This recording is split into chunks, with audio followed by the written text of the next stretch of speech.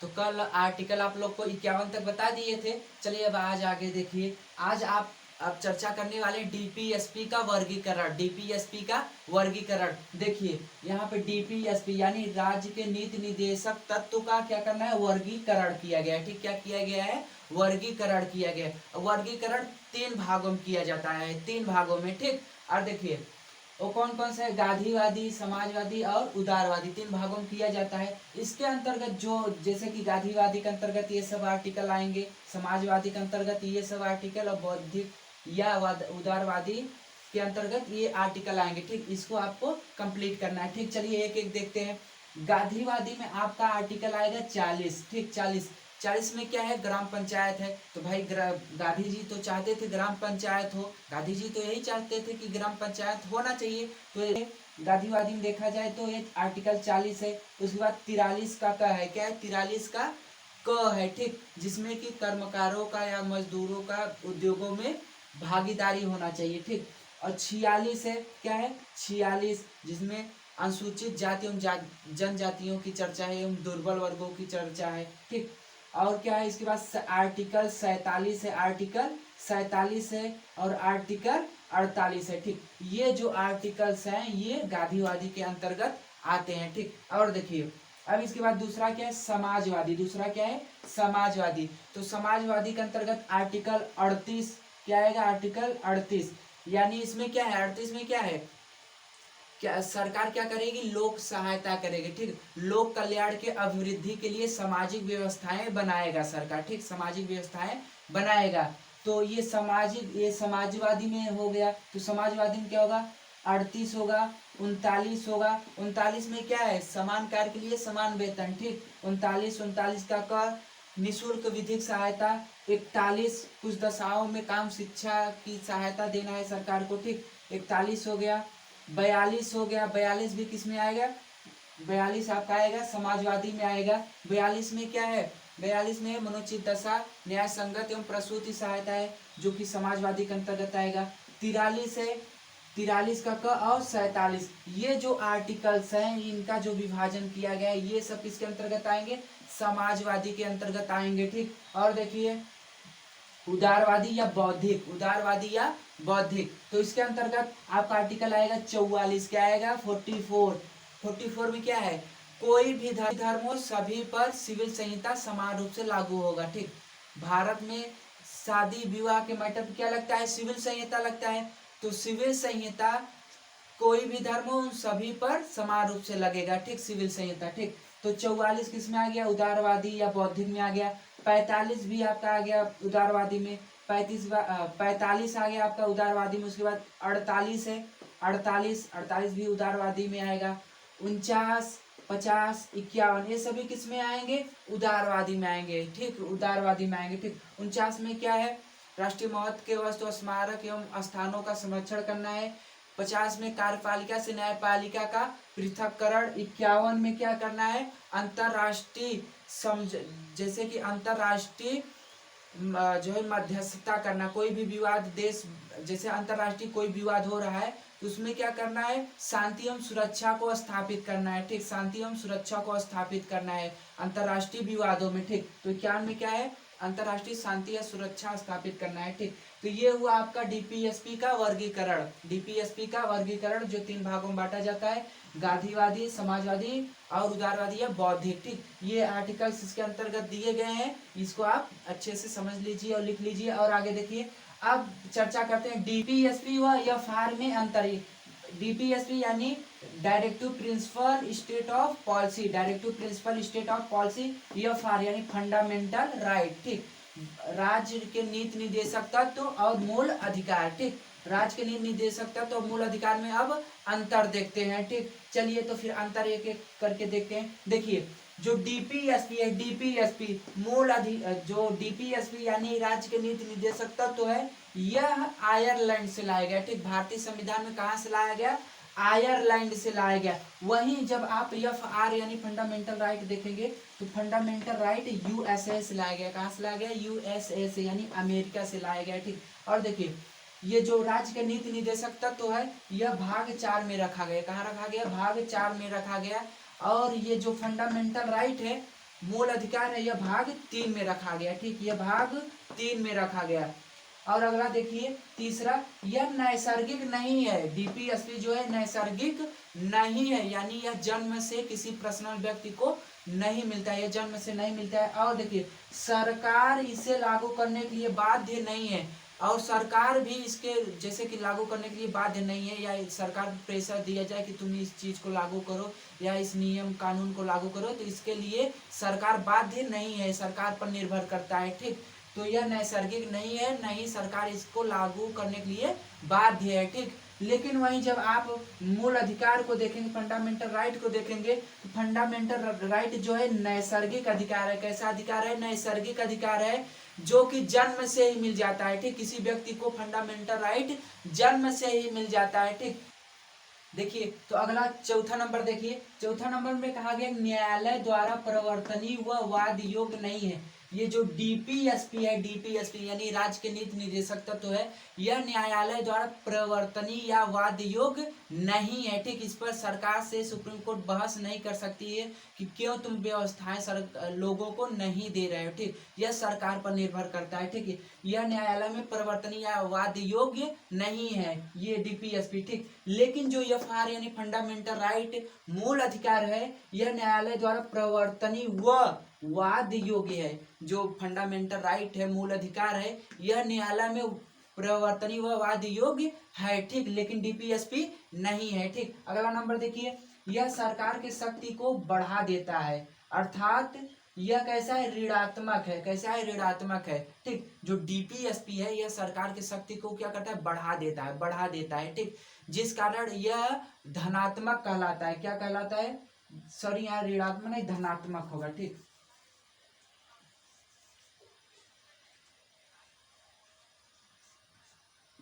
ठीक, ये क्या करता है? शक्ति को बढ़ा देता है, जिस कारण इसे धनात्मक कहते हैं। ठीक, यह धनात्मक होता है, अर्थात यह धनात्मक होता है। लेकिन ये जो सरकार की शक्ति को क्या करता है? घटा देता है। क्या करता है? घटा देता है, इसलिए यह ऋणात्मक कहलाता है। ठीक, ऋणात्मक होता है। कैसा होता है? ऋणात्मक होता है। ये जो मूल अधिकार है, यह सरकार की शक्ति को क्या करता है? घटा देता है, सरकार शक्ति को घटा देता है, अर्थात यह ऋणात्मक होता है। ठीक, यह ऋणात्मक होता है। अब जैसे पूछ लीजिए डीपीएसपी और फंडामेंटल में कौन सा ऋणात्मक है? डीपीएसपी या फंडामेंटल में से कौन ऋणात्मक है? तो कौन ऋणात्मक है? जो सरकार की शक्ति को घटा देता है, तो क्या है? मूल अधिकार है। ठीक, चलिए अब आगे देखिए, अगले पॉइंट में कहा कि इससे इसके पीछे राजनीतिक मान्यता है। ये जो डीपीएसपी है, मूल राज्य के नीति निदेशक तत्व है, इसके पीछे राजनीतिक मान्यता है। ठीक, राजनीतिक मान्यता। वहीं जब आप मूल अधिकार देखोगे तो उसके पीछे कानूनी मान्यता होता है। क्या होता है? कानूनी मान्यता होता है। ठीक, और आगे देखिए आप, यह निलंबित नहीं हो सकता। जो डीपीएसपी है, राज्य के नीति निदेशक तत्व, तो यह निलंबित नहीं होता है, निलंबित नहीं होता है। लेकिन मूल कर्तव्य जो मूल अधिकार है, मूल अधिकार ये या निलंबित हो सकता है। मूल अधिकार निलंबित हो सकता है, लेकिन डीपीएसपी निलंबित नहीं होता है। ठीक, देखिए जब जैसे कि कोई बाह्य आक्रमण हुआ देश पर, या वित्तीय आपातकाल आदि, ये सब तमाम प्रकार की कोई विकृतियां आती, कोई समस्या आता है, तो राष्ट्रपति क्या करता है? कुछ समय के लिए इसको निलंबित कर सकता है, मूल अधिकार को निलंबित कर सकता है। लेकिन जो डीपीएसपी है यह निलंबित नहीं होता है। ठीक, अगला देखिए, यह समाज के जो ये डीपीएसपी है, यह समाज के भलाई के लिए होता है। ठीक, यानी समाज के कल्याण के लिए होता है डीपीएसपी, राज्य के नीति निर्देशक तत्व। लेकिन जो मूल अधिकार होता है, यह किसी पर्सनल व्यक्ति पर यानी व्यक्तियों पे लागू होता है। ठीक, जो ये मूल अधिकार है, मूल अधिकार यह व्यक्तियों के भलाई के लिए होता है, यानी यह व्यक्ति पर लागू होता है। ठीक, लेकिन यह समाज पे लागू होता है। ठीक, ये आपके रहे डीपीएसपी व फंडामेंटल राइट में अंतर थे। ठीक, तो अंतर आप लोग क्लियर कर लीजिएगा।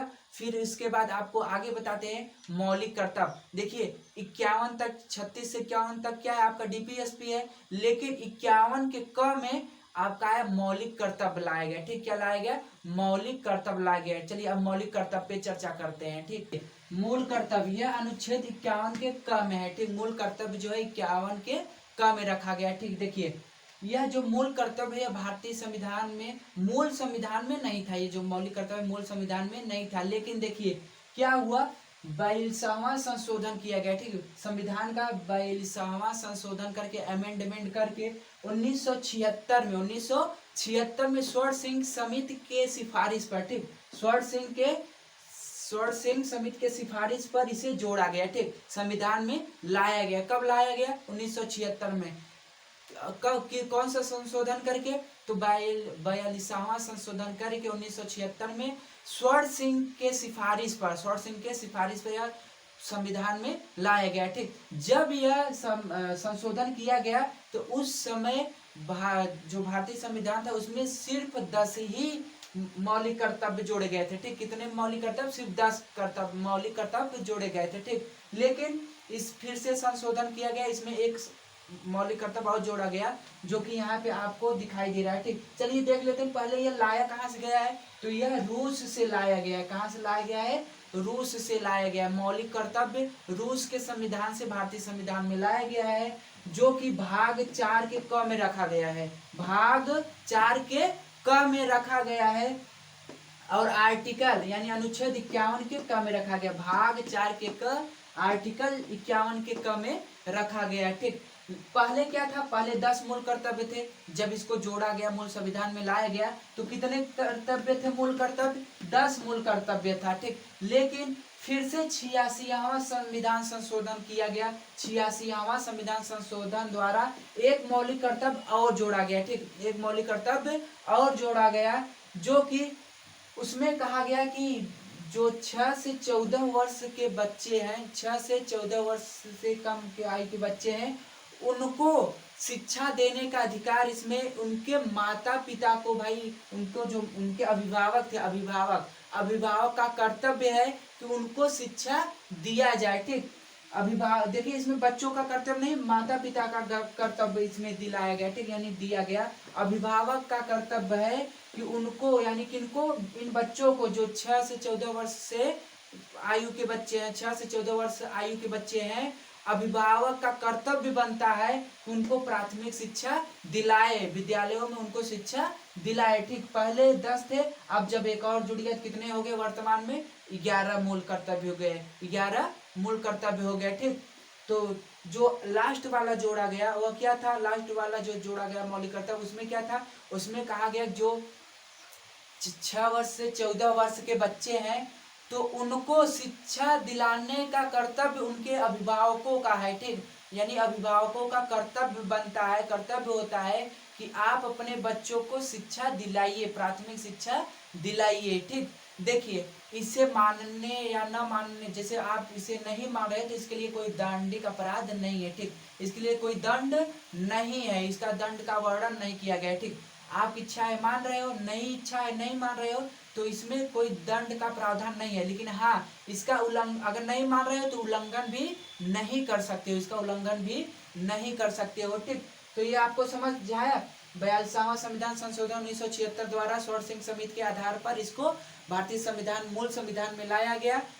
जब यह मूल संविधान में लाया गया, पहले नहीं था, ये 1976 में लाया गया। जब 1976 में लाया गया तो 10 मूल कर्तव्य थे। फिर उसके बाद संशोधन, अमेंडमेंट करके 86वां संविधान संशोधन करके और 2002 में 11वां मूल कर्तव्य जोड़ा गया, ठीक। तो ये आपको समझ आ गया, कितना समझ है? आप चलिए एक एक मूल कर्तव्य के विषय में चर्चा करते हैं। यानी 11 मूल कर्तव्य है, तो 11वां मूल कर्तव्य को अब हम लोग यहाँ पर देखते हैं। अब यहाँ आप लोग मौलिक कर्तव्य भी देख लीजिए। पहले मौलिक कर्तव्य में क्या कहा गया? संविधान का पालन करें तथा इसके आदर्श संस्था क्या? संसद, सुप्रीम कोर्ट, हाई कोर्ट, ठीक, इन सब का क्या करना है? इनका देखिए, संविधान का पालन करना तथा उसके आदर्श संस्था, ठीक, आदर्श संस्था क्या होगा? संसद, सुप्रीम कोर्ट, हाई कोर्ट। और देखिए, राष्ट्रीय ध्वज, राष्ट्रीय गान का सम्मान करें, ठीक, राष्ट्रीय ध्वज एवं राष्ट्रीय गान का सम्मान करें, ठीक। दूसरे में देख लीजिए, राष्ट्रीय आंदोलन को प्रेरित करने वाले आदर्शों का पालन करना, ठीक, राष्ट्रीय आंदोलन को प्रेरित करने वाले आदर्शों क्या करना है?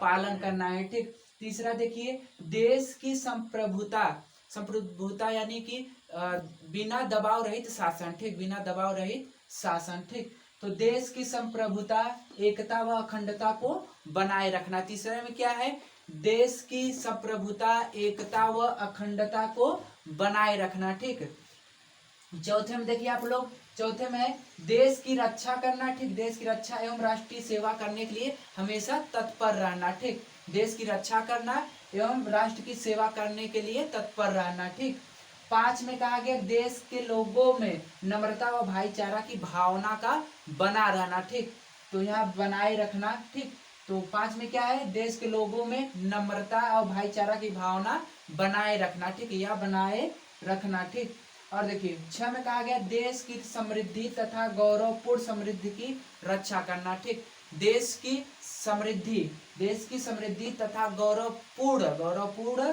समृद्धि की रक्षा करना है। ठीक, और वैज्ञानिक दृष्टिकोण अपनाना है, वैज्ञानिक दृष्टिकोण को अपनाना है। ठीक, और 8 में देख लीजिए पर्यावरण वन तथा वन्य जीवों की रक्षा करना है, पर्यावरण की रक्षा सुरक्षा करना है, और वन तथा वन्य जीवों को भी क्या करना है, संभालना है, उसकी रक्षा करना है। ठीक, और देखिए 9 में क्या कहा गया, 9 में सार्वजनिक संपत्ति की रक्षा करना, सार्वजनिक यानी सरकारी जो संपत्ति है उसकी क्या करना है, रक्षा करना है। ठीक है, तो सार्वजनिक संपत्ति की रक्षा करना। 10 में व्यक्तिगत तथा सामूहिक भलाई के हित के लिए तत्पर रहना। ठीक, व्यक्तिगत तथा सामूहिक हित के भलाई के लिए क्या करना है, तत्पर रहना है हमेशा। ठीक, और 11 क्या कहा गया, 11 जो 10 पहले 10 था तो एक और जोड़ा गया, 86वां संविधान संशोधन करके 11 जोड़ा गया, तो ये लास्ट वाला 11 क्या है, इसमें कहा गया 6 से 14 वर्ष के बच्चों के, ठीक,